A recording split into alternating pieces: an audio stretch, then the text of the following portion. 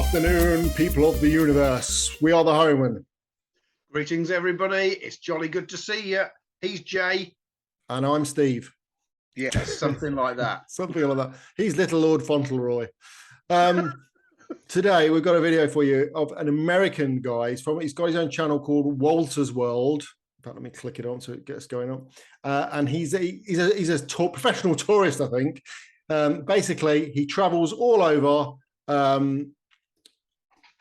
and he gives you tips of what to do and what not to do in the various countries that you may or may not visit. And he's done 10 things not to do in England or in Britain. So we're going to watch it. We're going to tell you as Englishmen what we think of his ideas. So without further ado, this is Walter's World. Yeah, here he is. I like him already. Yeah. He looks like a little hamster, doesn't he? A little hairy hamster. He does. He's quite cute. He looks like an overweight. Oh, what's his name? Lemon. Keith Lemon. Overweight Lemon. That's not very politically correct, is it? Keith Lemon. An overweight Lemon. Right, here we go. Hey there, fellow travelers. Mark here with Wolter's World, and today we are back in England for the things you don't want to do when you come to England. Now, the first don't I have for you is, don't worry if you don't understand the English. You may have spoken English, or you thought you spoke English, since birth. You may think you're a native speaker, but don't be surprised if sometimes you might not understand people here in England, because they do have various accents, but also some of the colloquialisms and sayings and phrases they do use here sometimes can throw you off thinking, oh wait, is he trying to be mean to me? So yeah, these are a few of the things. He's right, aren't they? I mean, English, yes. We talk very differently depending on where you're from. Taking the piss is making fun of. Yes. Bob's your uncle means done. Yes. Pretty much, yeah, done. Yes. Gutted is when you're disappointed in something. Yes. Brolly, short for umbrella. Correct. Cheeky. Little bit naughty, bit risque. A bit naughty. It can be a bit of a compliment, can't it? You know, or yeah, something a bit naughty, like you could go and have a cheeky burger on a Saturday afternoon. Yeah. You yeah. A little bit naughty. If you've got a cheeky face, that's kind of a compliment, isn't it? Yeah, cheeky smile. Yeah, a gaff is a mistake. Yeah. No, leg it. Yes, it is. Sorry, mate. Yeah. Yeah, leg it is to run. You leg it after the bus. Yeah. Gobsmacked is surprised. Minging is not very nice. Yeah. I would say the smelly finger boys from the previous video we did were not very nice. They were minging. No, they were not. But minging, unfortunately, tends to be a little bit more utilised in the female tense. Yes, you say a lady is rather minging.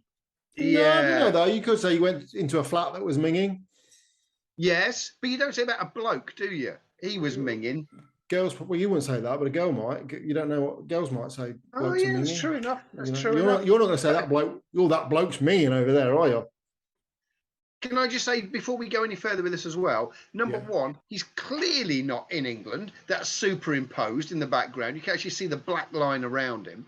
And number two, the clue of the language is in the country.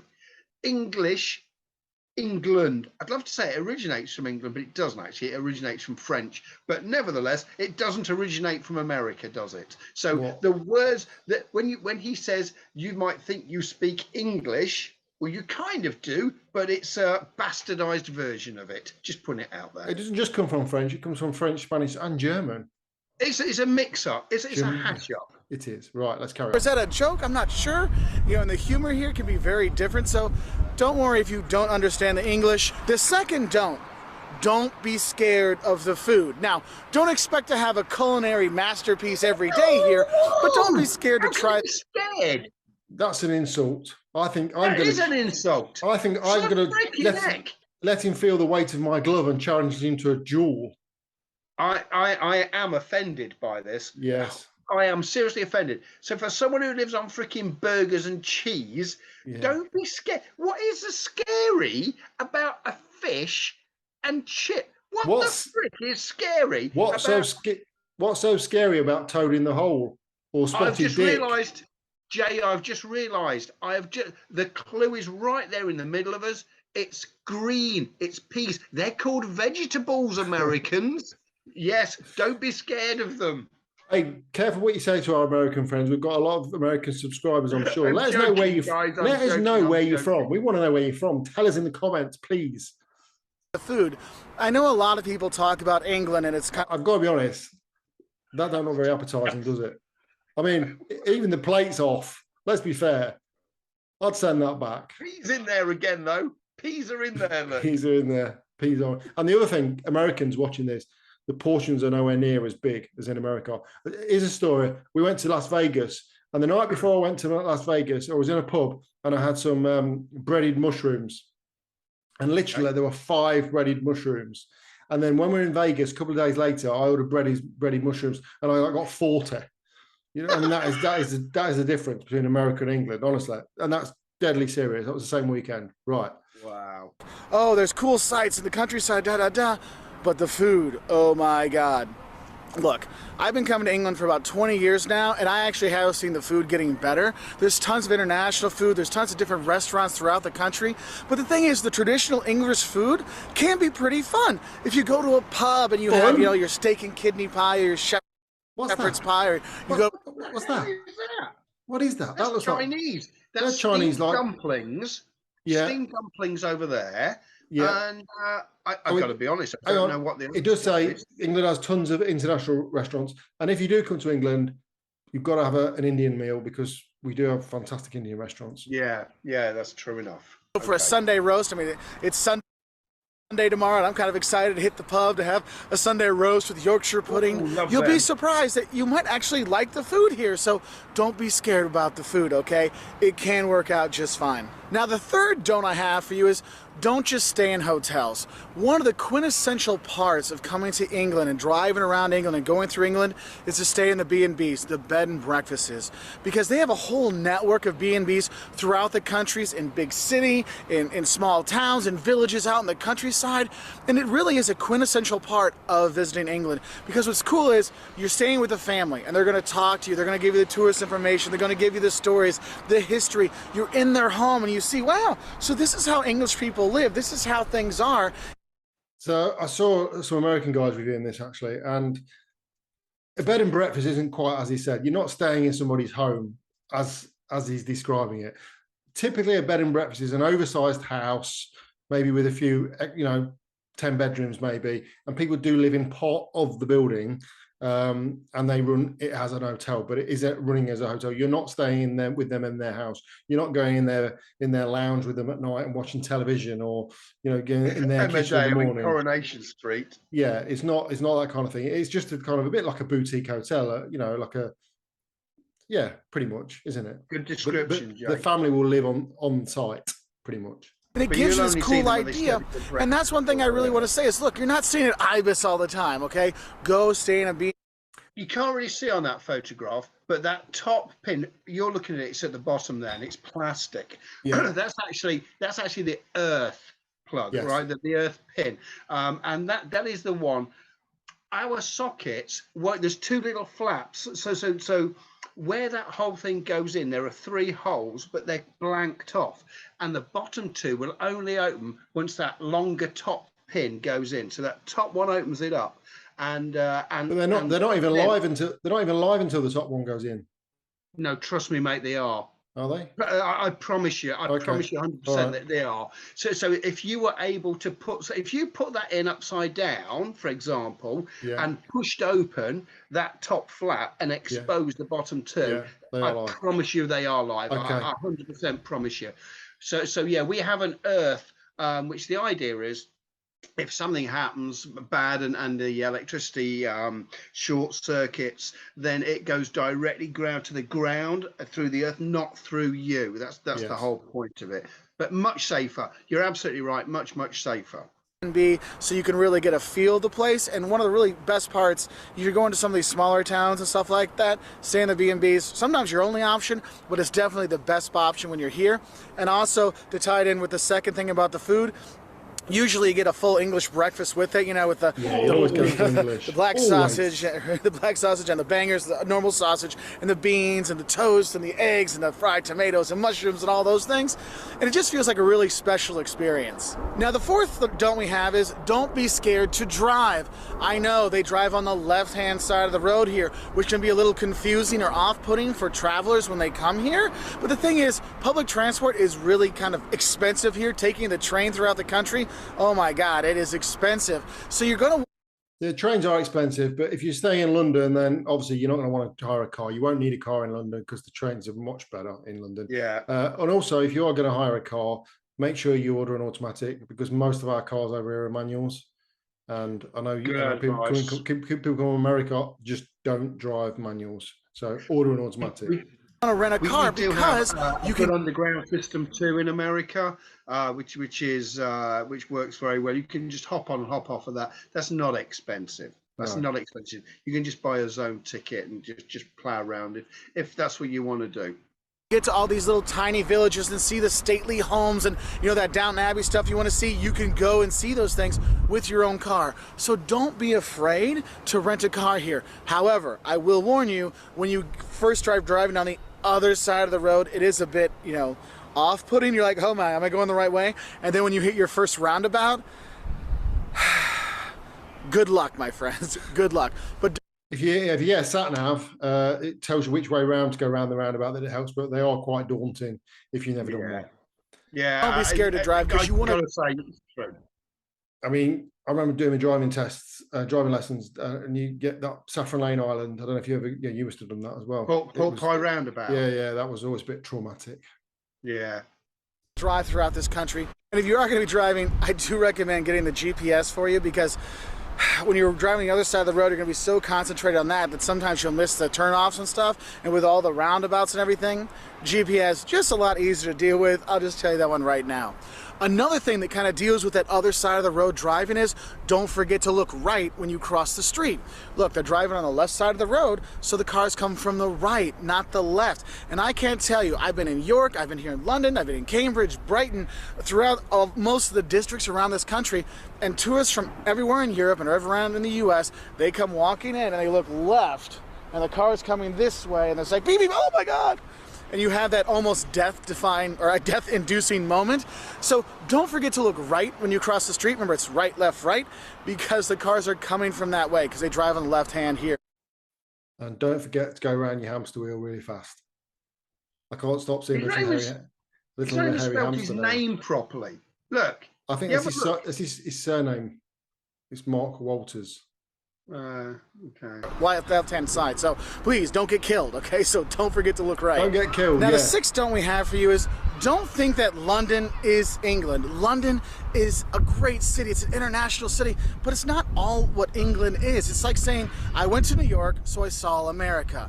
No, it's not like that. Or I went to Berlin and I saw true Germany. No, Berlin, New York, London, they're very cosmopolitan cities with people from all over, and it's just such a cool melting pot that London isn't just England. There's so much more to see out there. So definitely get out and explore the countryside. Yeah, absolutely. Yeah, good. That's London, a sensible thing you said. Yeah, London isn't.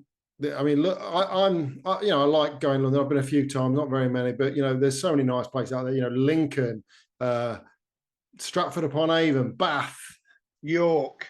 Yeah, York. I mean, York, and then you go further north, Glasgow, Edinburgh, Newcastle. There's so much more to see outside even of Manchester, outside Leeds, London. all these places. Derbyshire, as a county, yes. It's beautiful. And we talked about Newark in one of the videos that we did last week. So yes, but to be fair, Jay, even goodness God, I didn't mean it like that. Leicester has transformed itself now with a Richard III visitor centre as well, and all that. Yeah, fantastic. All the parts of the Roman wall still there and everything. Yeah. So yeah, get out and about. Because I'm serious, you go to York, you'll fall in love. You'll go to the beach by Brighton, or see the cliffs of Dover, or go to go to Cheshire and all the kinds of cool places. You're gonna have a great time. But realize that, look, England is not just London. Get out and explore this country. And kind of also going with that, remember, England is not Britain. They're two different kind of things. Britain makes up, you know, Scotland, Wales, England all together. So if you see people that are English, they're different than British overall. A Scotsman will be upset if you call them an Englishman, but will be probably okay if you say they're British. All right, so just know that one. Don't mess up the British English with people around here. Okay. Yeah, I think if you're calling it, I mean, being English, if I was called Scots, if someone asked me if I was Scottish or Welsh, it really wouldn't bother me at all. But I think if you go to Scotland and ask if they're English, they'll be quite upset, wouldn't they? And same with Welsh, they'd be quite upset. Yeah.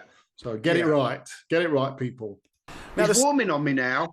He's warming to me. Seventh thing I want to say, don't forget your P's and Q's, i.e. don't forget your politeness and knowing how to stand in the queue here. Because people... Now, P's and Q's don't stand for please and queuing. The Q is thank you. Just want to emphasize that in case you're wondering. We do like queuing though. It's a pastime. And we've done this in a couple of videos, but if you look at the one about being British, you just don't jump the queue, do you? No, absolutely not. Not if you like your testicles where they are. England are extremely... Inside Carol Vorderman. Oh, polite, sometimes to a fault. Like, I feel like I've said sorry enough, but I feel like I need to say... Do you write lyrics for Cardi B by any chance? That sounded like a Cardi B lyric. I think that was on that song we did last week. Sorry more. And you'll get sorries if someone bumps into you and stuff. They'll say, sorry, excuse me. You need to do the same thing. So when you come here, make sure you do bring your manners. That's why we all wish, oh, I wish my boys could grow up to be an English gentleman. Now, not everywhere are they English gentlemen. I mean, go to a pub late at night with beers going around. Especially now in Liverpool. Hey, hey. Yeah. Yeah, for everywhere to visit, I have to say, and this isn't, I'm not picking on Liverpool here, there are many places not to visit. Liverpool's lovely, but I'm just saying that there's probably not too many there's not too many gentlemen there. No.